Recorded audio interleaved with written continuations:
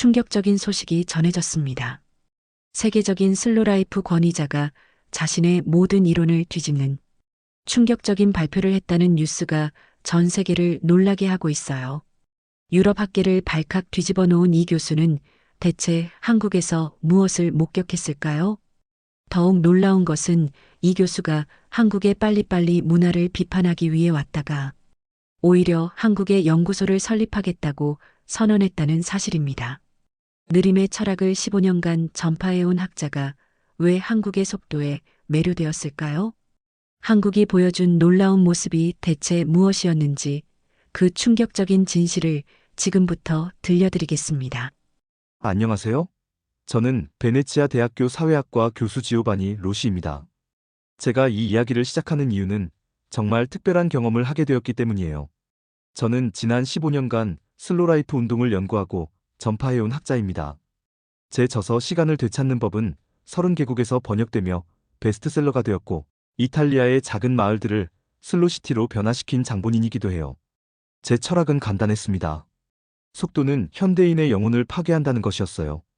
천천히 음미하며 살아야 한다고 늘 강조해왔죠. 그런 제게 한국은 완벽한 반면교사 같은 존재였습니다. 인터넷에서 본 한국의 모습들이 바로 제가 경고해온 속도, 중독 사회의 전형이었거든요. 지하철에서 뛰어다니는 사람들, 빠른 말투로 전화하는 모습, 급하게 밥을 먹는 장면들을 보며 저는 확신했어요. 한국이야말로 제 이론을 증명할 완벽한 사례가 될 거라고 말이죠. 그래서 작년 9월, 저는 동료들에게 이렇게 선언했습니다. 한국을 직접 연구해보겠다고요. 석 달간의 현지 조사를 통해 속도가 인간을 얼마나 불행하게 만드는가에 대한 결정적 증거를 수집하겠다고 했어요. 베네치아 대학 측에서도 제 연구 계획을 흔쾌히 승인해 주었습니다. 이미 결론이 뻔해 보였거든요. 출발 전날 밤, 저는 연구 노트 첫 페이지에 이렇게 적었어요. 가설 첫째, 한국의 빠른 생활 리듬은 국민들의 스트레스 지수를 높일 것이다. 둘째, 급한 문화는 인간관계의 질을 떨어뜨릴 것이다. 셋째, 효율성만 추구하는 사회는 창의성을 저해할 것이다. 당시 제 마음속에는 이미 완성된 결론이 있었어요. 한국 사회의 문제점들을 지적하고 이탈리아식 슬로라이프의 우수성을 증명하는 논문을 쓸 계획이었습니다. 동료들도 제 성공을 확신하며 격려해 주었죠. 하지만 지금 돌이켜보면 그때의 제가 얼마나 오만했는지 깨닫게 됩니다. 직접 경험해보지도 않고 단편적인 정보만으로 한 나라 전체를 판단하려 했으니까요. 인천공항에 도착하는 순간부터 제 모든 선입견이 흔들리기 시작할 줄은 꿈에도 몰랐어요. 2023년 9월 15일 인천공항에 도착한 저의 첫 인상은 예상과 완전히 달랐습니다. 사람들이 빠르게 움직이긴 했지만 그 속에서 질서와 배려를 발견할 수 있었어요. 에스컬레이터에서는 한쪽으로 정렬해서 서고 지하철에서는 내리는 사람을 먼저 기다리더라고요. 빠르지만 무례하지는 않네? 라는 생각이 들었습니다. 더 놀라운 건 공항 직원들의 대응이었어요. 제 서툰 영어에도 불구하고 직원분이 번역 앱을 꺼내며 친절하게 도와주셨거든요. 이탈리아 공항에서는 30분 걸릴 일이 여기서는 5분 만에 해결되었습니다. 호텔로 가는 택시에서 기사님은 실시간 교통 상황을 확인하며 최적 경로를 선택해 주셨어요. 밀리는 구간이 있어서 우회하겠다고 미리 알려주시더라고요. 예상보다 20분 빨리 도착했지만 전혀 위험하거나 불안하지 않았습니다. 이상하다는 생각이 들었어요. 빠른데 스트레스가 없었거든요. 제가 연구해온 이론에 따르면 속도가 빨라지면 당연히 스트레스와 불안감이 증가해야 하는데 말이죠. 호텔에 도착해서도 놀라운 일들이 계속 벌어졌습니다. 체크인 과정이 믿을 수 없을 정도로 빨랐어요. 직원분이 제 여권을 받자마자 컴퓨터에 몇 번 입력하시더니 곧바로 키카드를 건네주셨습니다. 심지어 제가 묵을 방에서 와이파이까지 자동으로 연결되어 있었어요. 저녁 시간이 되어 호텔 근처 식당을 찾아갔을 때가 가장 충격적이었습니다. 메뉴를 보자마자 주문을 받으러 오시더라고요. 그리고 주문하자마자 반찬들이 테이블 위에 놓이기 시작했어요. 채 5분도 되지 않아서 뜨거운 찌개가 나왔습니다. 미국에서 패스트푸드점도 이렇게 빠르지는 않았는데요. 하지만 음식 맛은 오랜 시간 정성을 들여 만든 것처럼 깊고 풍부했어요. 이건 정말 이해할 수 없는 일이었습니다. 빠른 것과 좋은 품질이 어떻게 동시에 가능할까요? 식당 사장님께 조심스럽게 물어봤어요. 어떻게 이렇게 빨리 음식을 만들면서도 맛을 유지할 수 있는지 말이죠. 사장님은 웃으시며 대답해 주셨습니다. 미리 준비를 철저히 해두고 각자 역할을 정확히 나누어서 일하기 때문이라고 하시더라고요. 그날 밤 호텔방에서 저는 첫날의 경험을 정리해 봤습니다. 제가 예상했던 혼란스럽고 스트레스 넘치는 모습은 어디에도 없었어요. 오히려 체계적이고 효율적인 시스템이 작동하고 있었습니다. 둘째 날, 서울대학교 김민수 교수님의 소개로 저는 한국의 대표적 IT 기업 퓨처테크의 임시 관찰자가 되었습니다. 첫날부터 신제품 출시를 결정하는 중요한 회의에 참석하게 되었어요. 회의실에 들어서자 벽면을 가득 채운 대형 모니터들이 눈에 띄었습니다. 실시간 시장 데이터, 경쟁사 분석, 소비자 반응 등이 끊임없이 업데이트되고 있었어요. 마치 우주센터의 관제실 같은 느낌이었습니다. 오전 9시 정각, 박현진 이사님이 회의를 시작했어요. 오늘 오후 3시까지 결론을 내려야 한다고 하시더라고요. 저는 속으로 중얼거렸습니다. 6시간으로 결정을? 이탈리아였다면 3주는 걸릴 텐데. 하지만 회의가 진행되면서 제 생각이 완전히 바뀌기 시작했어요. 참석자들은 감정이나 추측이 아닌 철저한 데이터를 바탕으로 발언했습니다. 신입사원부터 임원까지 모든 의견이 존중받았고 반박할 때도 논리적 근거를 제시했어요. 현재 A안의 성공 확률은 73%, B안은 68%라는 분석이 나왔습니다. 하지만 누군가가 B의 리스크 요소에 대해 질문하자 즉시 세부 데이터가 화면에 나타났어요. 타겟 연령층별 반응도 실시간으로 확인할 수 있었습니다. 가장 놀라웠던 건 의사결정 과정이었어요. 20명이 넘는 참석자들이 각자 전문 분야에서 의견을 제시했지만 전혀 혼란스럽지 않았습니다. 마치 하나의 거대한 두뇌가 생각하는 것 같았어요. 중간에 잠깐 휴식 시간이 있었는데 저는 옆에 앉으신 김지영 부장님께 질문했습니다. 이렇게 빨리 결정하면 실수할 위험이 있지 않냐고 말이죠. 김 부장님은 웃으며 대답해 주셨어요. 빨리 한다고 대충 하는 게 아니라고 하시더라고요. 오히려 더 꼼꼼하게 체크한다고 했습니다. 실수는 결국 더 많은 시간을 잡아먹기 때문이래요. 오후 2시 30분, 놀라운 일이 벌어졌습니다. 모든 결정이 내려진 거예요. 예정 시간보다 30분이나 빨랐습니다. 하지만 그 과정에서 누구도 서두르거나 조급해하지 않았어요. 최종 결정된 안에 대해 모든 참석자들이 손을 들어 찬성했습니다. 반대 의견이 있었던 사람들도 논리적으로 설득되어 동의했어요. 이런 합의 과정을 본 적이 없었습니다. 회의가 끝나고 박 이사님께 소감을 물어봤어요. 어떻게 이런 신속한 의사결정이 가능한지 궁금했거든요. 박 이사님은 이렇게 말씀하셨습니다. 우리는 준비를 철저히 하고 데이터를 신뢰하며 서로를 믿기 때문이라고 하시더라고요. 그날 저녁 호텔로 돌아가는 길에 저는 깊은 생각에 빠졌습니다. 이건 제가 생각하던 무모한 속도가 아니었어요. 체계적이고 과학적인 협력의 결과였습니다. 셋째 날, 저는 퓨처테크의 R&D 센터를 방문했습니다. 200명의 연구원들이 하나의 프로젝트를 위해 협력하고 있는 모습을 보게 되었어요. 센터장 이지은 박사님이 직접 시설을 안내해 주셨습니다. 우리는 스웜 인텔리전스, 즉 떼지능 시스템을 사용한다고 박사님이 설명해 주셨어요. 마치 꿀벌들이 집단으로 최적의 결정을 내리듯 모든 연구원의 아이디어가 실시간으로 공유되고 검증된다고 하시더라고요. 한 연구원이 문제를 발견하면 즉시 전체 네트워크에 공유되었습니다. 그러면 관련 전문가들이 동시에 해결책을 제시하고 가장 효율적인 방법이 실시간으로 선택되었어요. 이 모든 과정이 30분도 채 걸리지 않았습니다. 특히 놀라웠던 건 실패에 대한 접근 방식이었어요. 이지은 박사님은 이렇게 말씀하셨습니다. 실패를 두려워하지 않는다고요. 빨리 실패하고, 빨리 배우고, 빨리 개선하는 것이 우리의 방식이라고 하시더라고요. 실제로 한 팀에서 진행 중이던 실험이 실패했는데 아무도 낙담하지 않았어요. 오히려 그 실패 데이터를 즉시 분석해서 다른 방향의 해결책을 찾아냈습니다. 20분 만에 새로운 실험 계획이 세워졌어요. 저는 충격을 받았습니다. 이건 제가 생각하던 무모한 속도가 아니었거든요. 체계적이고 과학적인 협력의 결과였어요.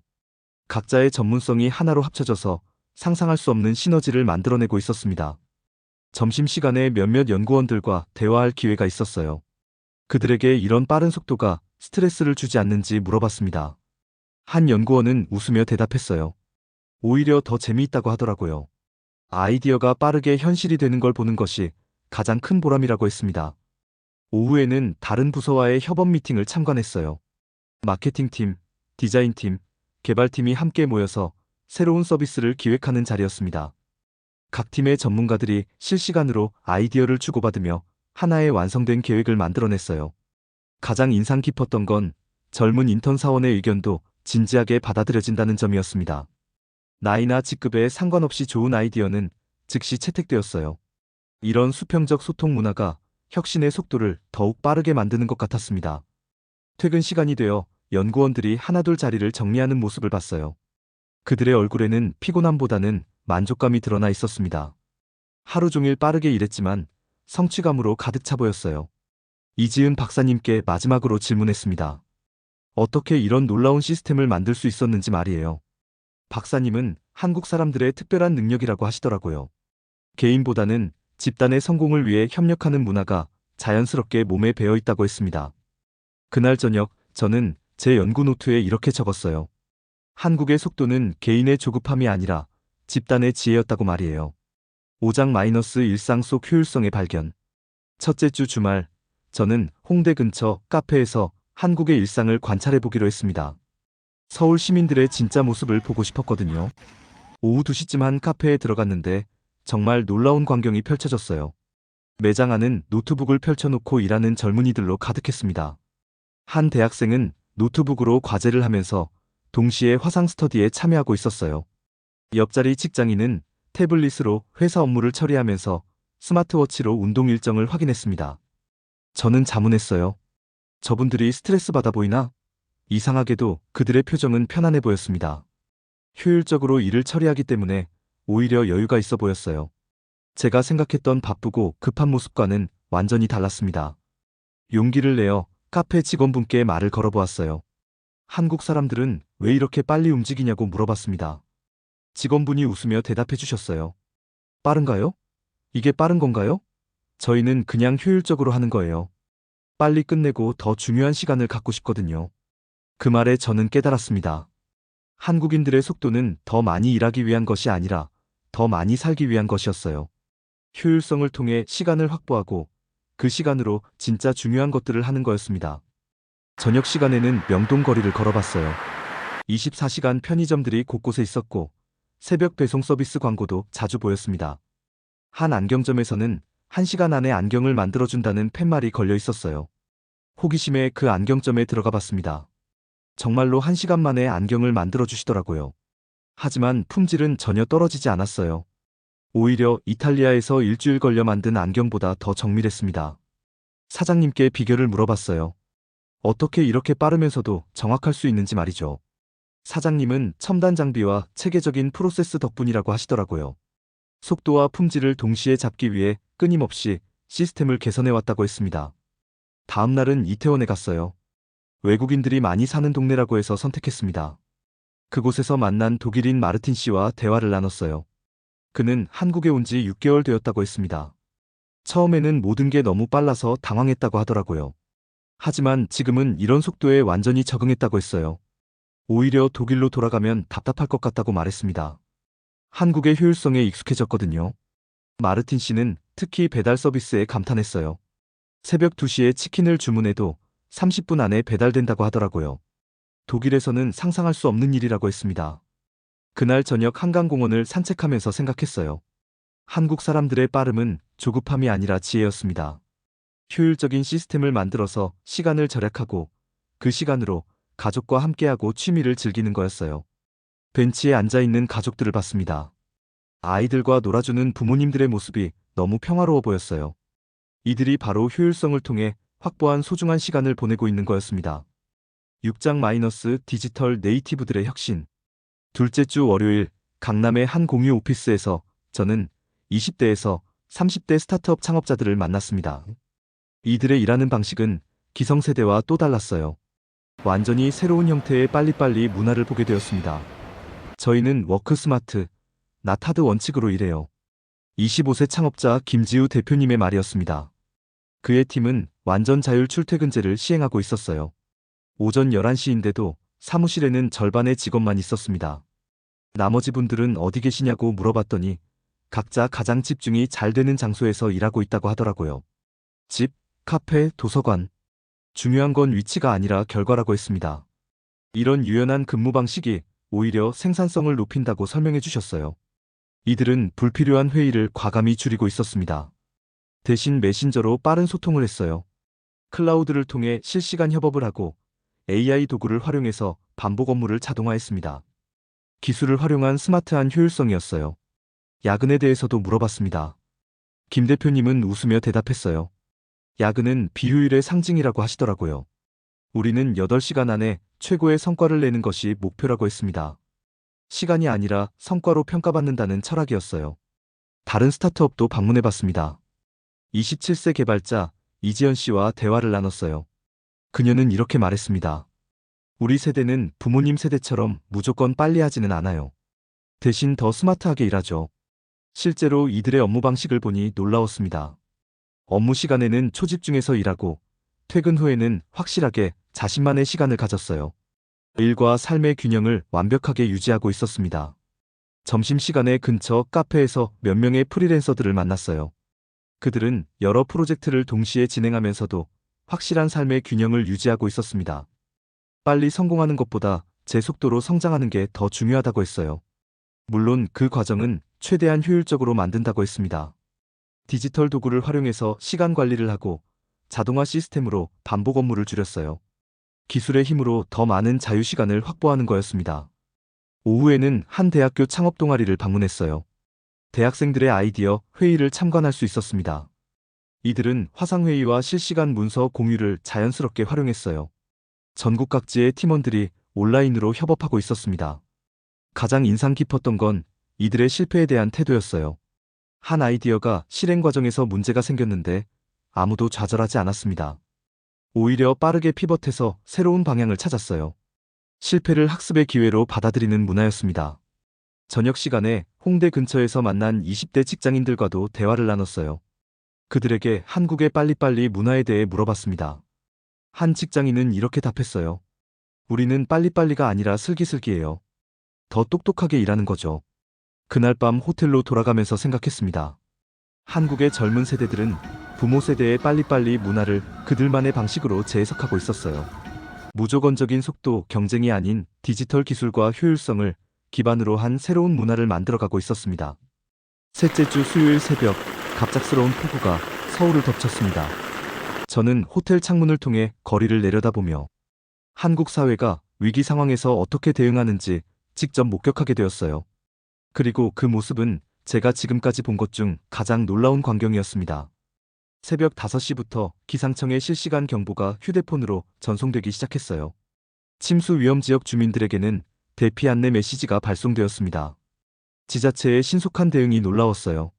30분도 되지 않아서 모든 시민들이 상황을 파악할 수 있었습니다.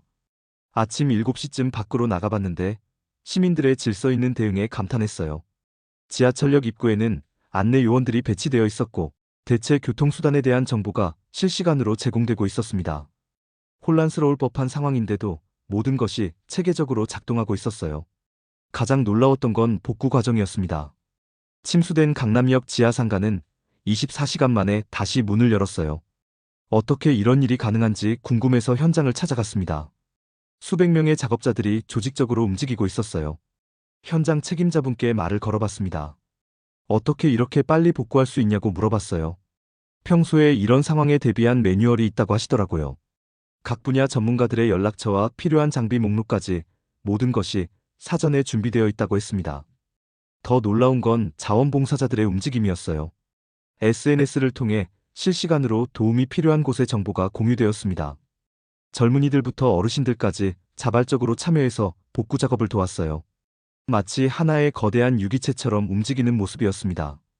김민수 교수님을 만나서 이런 신속한 대응이 어떻게 가능한지 물어봤어요. 교수님은 이렇게 설명해 주셨습니다. 우리의 빠름은 이런 때를 위한 거라고 하시더라고요. 평상시의 효율성이 위기 상황에서 생명을 구하는 힘이 된다고 했습니다. 오후에는 한 병원을 방문했어요. 폭우로 인한 응급 환자들이 몰려왔는데 의료진들의 대응이 완벽했습니다. 환자 분류부터 치료까지 모든 과정이 신속하면서도 정확했어요. 간호사들과 의사들이 마치 하나의 팀처럼 움직였습니다. 응급실 김소영 간호사장님과 대화를 나눴어요. 평소 훈련의 중요성에 대해 말씀해 주셨습니다. 위기 상황에서는 평소에 몸에 밴 습관이 나온다고 하시더라고요. 빠르고 정확한 의료 서비스는 하루아침에 만들어지는 것이 아니라고 했습니다. 저녁에는 자원봉사센터를 찾아갔어요. 20대 대학생부터 60대 어르신까지 다양한 연령층의 시민들이 모여 있었습니다. 각자 자신이 할 수 있는 일을 찾아서 도움을 주고 있었어요. 언어 번역부터 물품 정리까지 다양한 역할들이 있었습니다. 한 자원봉사자분께 왜 이렇게 적극적으로 참여하시는지 물어봤어요. 그분은 간단하게 대답하셨습니다. 우리 모두가 하나니까요. 어려울 때 서로 도와야죠. 그 말에서 한국 사회의 특별한 연대감을 느낄 수 있었습니다. 다음 날 아침, 놀라운 일이 벌어졌어요. 침수되었던 모든 지하철 노선이 정상 운행을 시작한 거예요. 이틀 만에 완전 복구된 겁니다.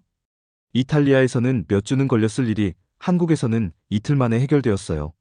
그날 저는 제 연구 노트에 이렇게 적었습니다. 한국의 속도는 위기 상황에서 진짜 모습을 드러낸다. 이들의 빠름은 생명을 구하고 공동체를 지키는 힘이다. 평상시의 효율성이 위기의 순간에 기적을 만들어낸다. 한국에서의 마지막 주가 되었습니다. 저는 호텔방에서 지난 석 달간의 연구 노트를 정리하고 있었어요.